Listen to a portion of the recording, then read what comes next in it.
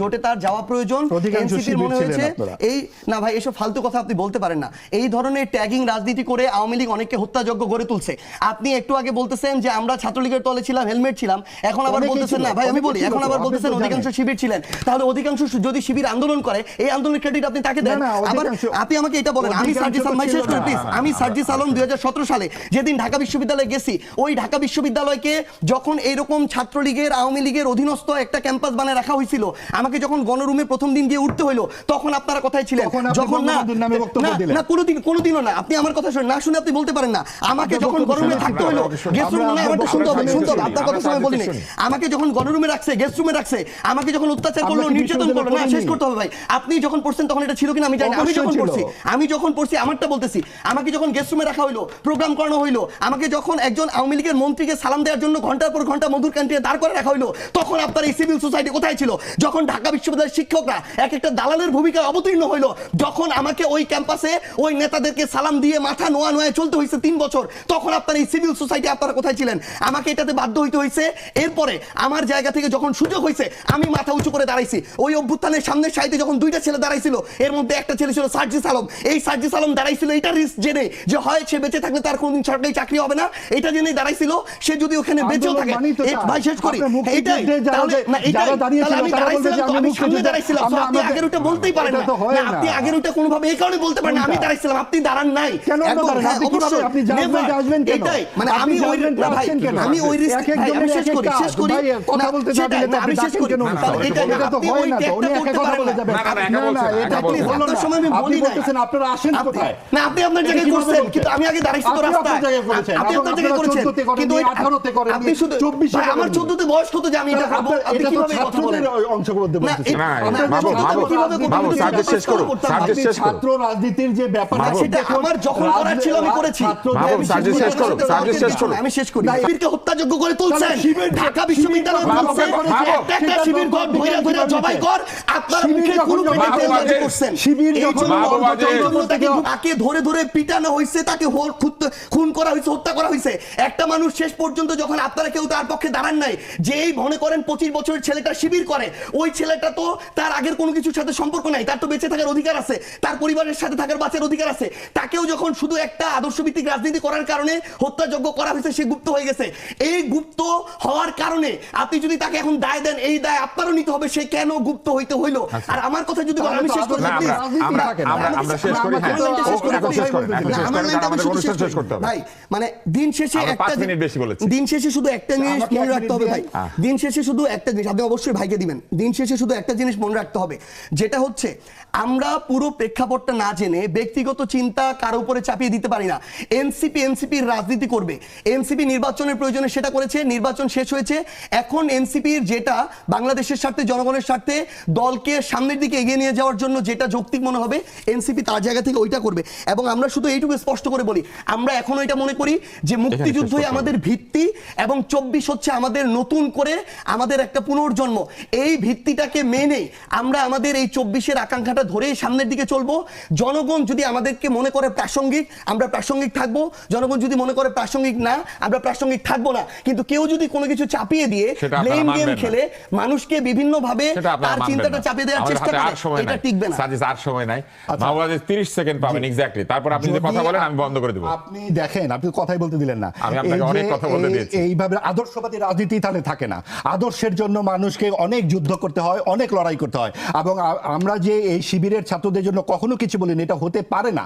আমাদের গণমাধ্যম থেকে শুরু করে ব্যক্তিগত পর্যায়ে আমরা সব সময় দল ও মত নির্বিশেষে সকলের মতামত প্রকাশের পক্ষে থাকি, এখনো আছি। চাপিয়ে দেবার যে রাজনীতির কথা সার্জিস বললেন, আমরা অবশ্যই চাপিয়ে দেবার রাজনীতির বিরুদ্ধে বলেই এই কথাগুলো বলছি। চাপিয়ে দেওয়া যাবে না, এবং এইভাবে জামাতের পক্ষে চাপিয়ে দেওয়া যাবে না বাংলাদেশের মানুষকে। সাম্প্রদায়িক রাজনীতির বিরুদ্ধেই বাংলাদেশের জন্ম হয়েছিল।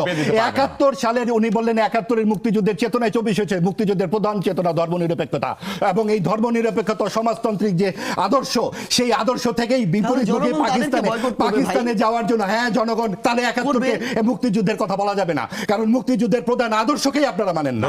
তাহলে ধন্যবাদ সময় দিলেন, সময় আছে দিয়েছি তো সেটা হচ্ছে যে এখনো 4 মিনিটের বেশি সময় পাবেন। যে প্লাস মাইনাস যে কথাগুলো শুনলাম ভোটের, মূল কথাটাই এখানে অনুপস্থিত। সরকারটি কার ছিল? সেই সরকার প্রধান কি বলেছিল? যে তরুণরা শিক্ষামন্ত্রী হবে, তরুণরা এমপি হবে, সবই তো হলো। এই সরকারের ভূমিকাটা কি ছিল এই নির্বাচনে? কারণ যেই দলের কথা বলা হলো সে দল 4টি ফ্রন্ট খুলেছিল। 1 নম্বর ফ্রন্ট হচ্ছে সব ইসলামী ভোট এক বাক্সে আনা, সেটা হয়নি, ইসলামী আন্দোলন চলে গেল। 2 নম্বর ফ্রন্ট হচ্ছে যে এনসিপিকে সাথে নেওয়া, নিয়ে যে এনসিপি 125টি আসনে তারা প্রার্থী দিয়েছিল তাদেরকে 30টিতে নামিয়ে আনলো, যে এনসিপির সামনে অনেক সম্ভাবনা ছিল একটি আলাদা দল হিসেবে দাঁড়ানোর, একটা প্রগতিশীল দল হিসেবে দাঁড়ানোর, সেটিকেও তারা তাদের কবজায় নিয়ে নিল। 3 নম্বর ফ্রন্ট হচ্ছে, হ্যাঁ 3 নম্বর ফ্রন্ট হচ্ছে তারা পারবে না, আওয়ামী লীগ আসলেই পারবে না, সেটা আমরা দেখতে পাবো। কারণ তারা 2014 সালে যখন রাতের একক নির্বাচন হয়েছিল, 18 সালে নির্বাচন হয়েছিল, এই সমস্ত ছাত্র নেতাদেরকে আমরা একটি টু শব্দ করতে শুনিনি। তারা একটা কোটা বিরোধী, আমাকে আপনার সময় আমি কোনো কথা বলিনি, আমি ছাত্র আন্দোলনের বিষয়টা সম্পর্কে খুব ভালো জানি। আমি নিজে ছাত্র আন্দোলনের সঙ্গে জড়িত ছিলাম। 14, 18, 24-এর নির্বাচনের পর, আওয়ামী লীগের এই ছল চাতুরীর নির্বাচনের পর ছাত্ররা কোনো কথা বলেনি, কেউ কোনো, তারা বরং সে বঙ্গবন্ধুর নামে কীর্তন গেয়েছে তখন। তারপরে এই কোটা বিরোধী আন্দোলন করতে গিয়ে তারপরে সে তারা একটা আন্দোলন করেছে এবং অবশ্যই তারা সেখানে নেতৃত্ব ছিল। কিন্তু সেটা কিন্তু নির্বাচন বিরোধী আন্দোলন নয়। নির্বাচন যখন তারা ছলে বলে কৌশলে করলো, সেটার বিরুদ্ধে কেউ দাঁড়ায়নি। তখন সবাই তেল দিয়েছে, সব শ্রেণী পেশার মানুষ গিয়ে তেল দিয়েছে, দেখেই এত বড় একটা কাঠামো তৈরি হতে পেরেছিল। সেখানে ছাত্ররাও ছিল, তখন তারা গিয়ে ছাত্রলীগে হেলমেট বাহিনী হয়েছে। এবং তারপরে যখন তারা এখন এসে সকল গণ অভ্যুত্থানের কৃতিত্ব তারা নিতে, তারা এটা হাইজ্যাক করতে চাচ্ছে। গণ অভ্যুত্থান কারো কোনো সাম্প্রদায়িক শক্তির নয়। বিএনপি সবচেয়ে বেশি বড় স্টেক হোল্ডার। 12 সাল থেকে তারা আন্দোলনে ছিল। 50 লক্ষ নেতাকর্মীর নামে বিএনপির মামলা ছিল এবং তারা বলছে যে বিএনপির ভোট নাই, আওয়ামী লীগ তাদেরকে পাশ করিয়েছে। তাহলে 4 থেকে 7% ভোট হচ্ছে জামাতে ইসলামের। সর্বশেষ গ্রাহ্য যে নির্বাচন 2008 সালে, সেই ভোট কি করে এইখানে 40%, 36% হয়ে যায়? তরুণরা কোথা থেকে ভোট দিল? তরুণরা দেশের ইতিহাস ঐতিহ্য জানে না? তারা কি মুক্তিযুদ্ধের ইতিহাস জানে না? এবার মুক্তিযুদ্ধ এবং ধর্মাশ্রয়ী রাজনীতি মুখোমুখি দাঁড়িয়ে গিয়েছিল। বাংলাদেশকে এই সাম্প্রদায়িক রাজনীতির করাল গ্রাস থেকে বাঁচানোর জন্য সরকারের বিরুদ্ধে নেমেছিল মানুষ, এবং সরকারের হ্যাঁ ভোট না ভোট মানুষ বুঝতো না। মানুষ ভেবেছে যে সরকারের বিরুদ্ধে দিলে হবে না ভোট। না ভোট হ্যাঁ ভোটের গণনা রাত কটার সময়? আপনি তো টেলিভিশনে ছিলেন। আমরা নিজেরা কথা বলি নাই রাত 1টা পর্যন্ত, কোথায় হ্যাঁ ভোট না ভোটের কোনো কিছু আসতেছে না কেন? এবং সেটা কিভাবে কি মিলানো হয়েছে এবং নানান জায়গায়, এবং এই অবশ্যই ইঞ্জিনিয়ারিং হয়েছে, সরকার সেটা করেছে। এবং আরেকটা ব্যাপার হচ্ছে আমি বলি সংসদ নির্বাচনে না, পুরোটার মধ্যেই নানান রকম ইঞ্জিনিয়ারিং হয়েছে। পুরোটার মধ্যে যাদের এজেন্ট নাই, যাদের এজেন্ট দিতে পারে না, সেই তারা এমপি হয়ে গেছে। এবং এটা অনেক যারা তারা বলছে কি আওয়ামী লীগ নাকি কি বিএনপি তৃণমূলে যায়নি। ভাই 40-50 বছরের একজন রাজনৈতিক নেতা, তাদেরকে 1 বছর 2 বছর এখানে অনুপস্থিত থাকলেই এটা চলে যাবে। আপনাদের তো 1 বছর পূর্ণ হচ্ছে 26শে ফেব্রুয়ারি, 28শে ফেব্রুয়ারিতে 1 বছর পূর্ণ হচ্ছে। এরকম একটা রাজনৈতিক দল এইভাবে টেনে নিয়ে সরকার এই জায়গায় বসিয়েছে। কারণটা কি? কারণ তারা চেয়েছে গণ অভ্যুত্থানের কিছু প্রভাব থাকুক, সরকার বানাইতে পারত এবং অবশ্যই চেষ্টা করেছে। তারা তো যথেষ্ট চেষ্টা করেছে। তারা নিউ ইয়র্কে নিয়ে গেছে, তারা যখন জাদুঘর বানালো গণভবনে, নিউ ইয়র্কে যাকে নিয়েছিল অর্ধেক তো নাই। হ্যাঁ, অর্ধেক নাই, কারণ তারা গিয়েছে জামাতের সঙ্গে। পুরো তাদের যে মূল ফোর্স, নারী শক্তিই তো সেখান থেকে চলে গেছে। এবং এনসিপির প্রধান নারী নেত্রী যারা ছিল তাদেরকে এখন আমরা দেখছি না। এটা অত্যন্ত দুর্ভাগ্যজনক। আমরা তো এনসিপির বিপক্ষে কোনো কথা বলতে চাচ্ছি না। এনসিপি হচ্ছে আমাদের প্রগতিশীল রাজনীতির ভবিষ্যৎ, আমরা এটা ভেবেছি। কিন্তু তারা যখন জামাতকে সহি করে দিতে চায়, এই জামাতের মতো মুনাফেকের সঙ্গে যায়, তখন আমাদের প্রশ্ন ওঠে জামাতের পক্ষে আপনারা বলতে পারেন আওয়ামী লীগ কি দোষ করলো? আপনি যখন এক হত্যাকারীর পক্ষে এত কথা বলছেন, আরেক হত্যাকারীকে নিয়ে তাহলে আপনারা অন্তর্ভুক্তিমূলক সমাধি তৈরি করুন। বছর কোথায় দেয় না? আমি এমনি হাসি না, 50 বছর কোথায়? এটা কি বলতেছেন? 91 আগে তো দেন নাই অন্তত। কেন আপনি কি বলতেছেন? 77 সালে জিয়াউর রহমান সেই সকল জিয়াউর রহমান এটা কেন করছিল? বিএনপি কেন করলো? আমি তো জিয়াউর রহমানকে ডিফেন্ড করতে আসি নাই ভাই। বিএনপি করবে দেখে আপনারা করবেন নাকি? আপনারা বিএনপি যেই ভুল করেছে, আওয়ামী লীগ যেই ভুল করেছে, জামাত যেই ভুল করেছে, বামরা যেই ভুল করেছে, সেখান থেকে উঠে আসা নতুন বন্দোবস্তের দল। আমরা শুনলাম যে ভারতীয় আধিপত্যবাদ এবং নতুন রাজনৈতিক বন্দোবস্তের কথা। আমরা এনসিপির কাছ থেকে কি নতুন বন্দোবস্ত পেলাম? আমরা পেলাম যে জামাতের সঙ্গে বসে যাওয়া।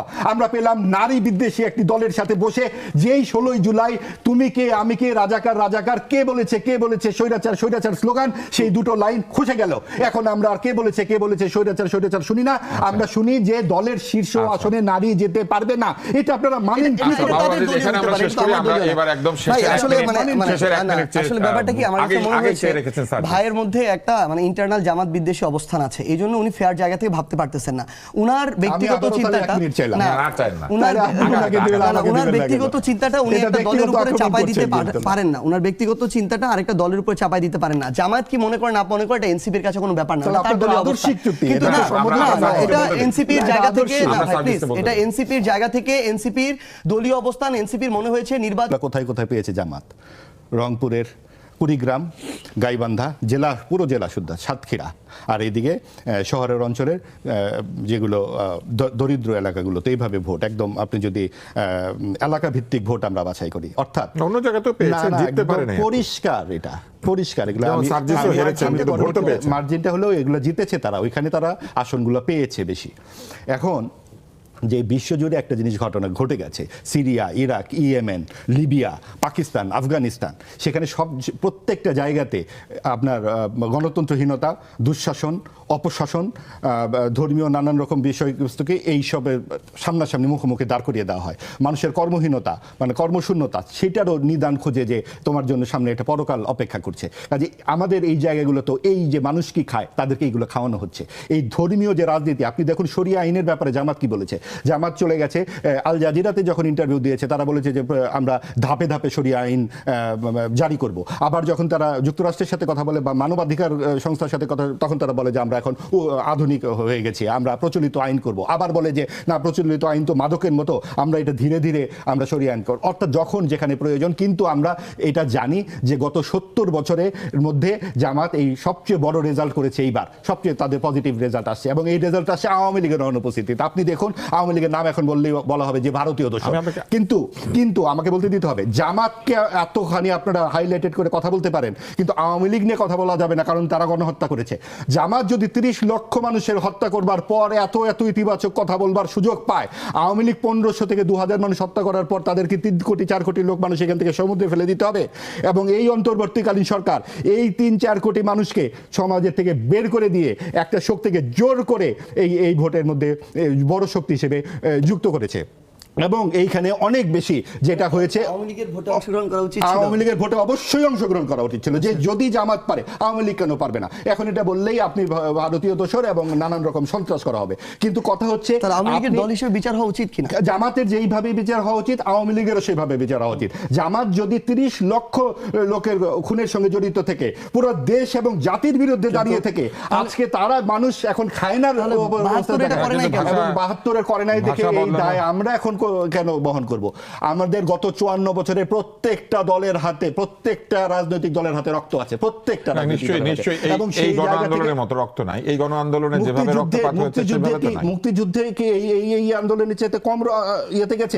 এবং সেইখানে 16 ডিসেম্বরের যে আত্মসমর্পণের দলিল, সেই দলিলের লাইনে কি লেখা আছে? পাকিস্তানি সেনা, নৌ বিমান বাহিনীর পাশাপাশি সিভিল আর্ম ফোর্স এখানে আত্মসমর্পণ করলো।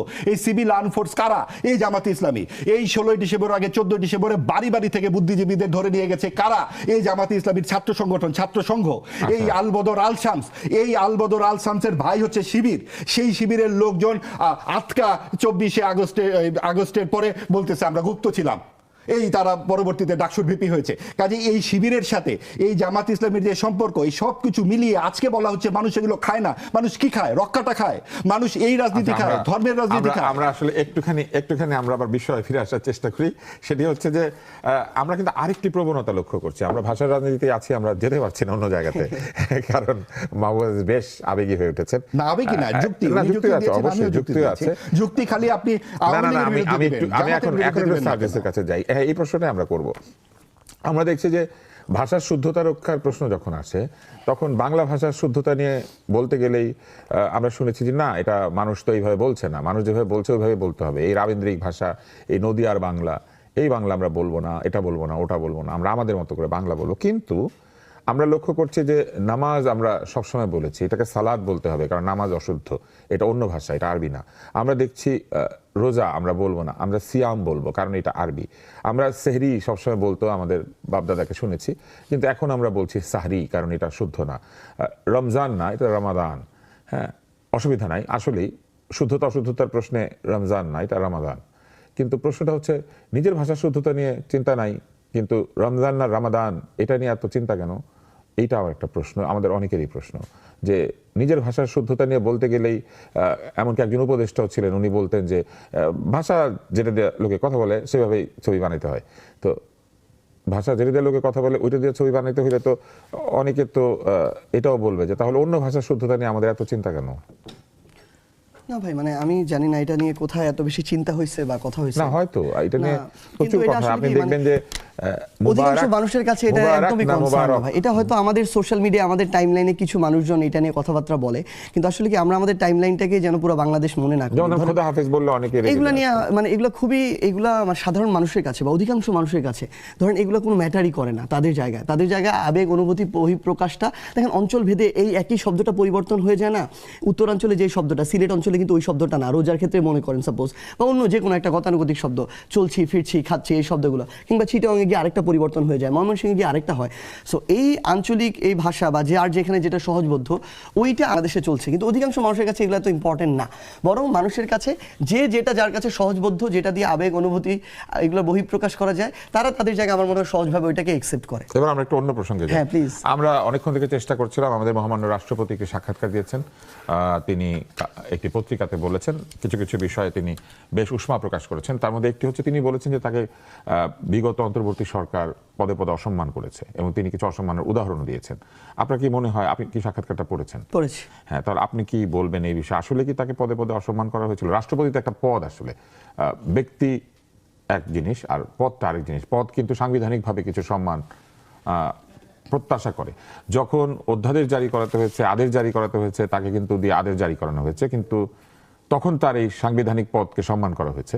কিন্তু যখন তাকে অসম্মান করা হচ্ছে তখন সেই সাংবিধানিক পদটাকে সেইভাবে সম্মান করা হয় না। আপনি কি বলতে পারেন যে এই অভিযোগটাকে আসলেই সত্য, বা এটা সত্য তো অবশ্যই উনি বলেছেন, কিন্তু এটা কি আপনারা কিভাবে দেখেছেন দলীয়ভাবে? না, এই পুরো সাক্ষাৎকারটা পড়ে আসলে আমার কাছে অন্য একটা জিনিস বেশি গুরুত্বপূর্ণ মনে হয়েছে।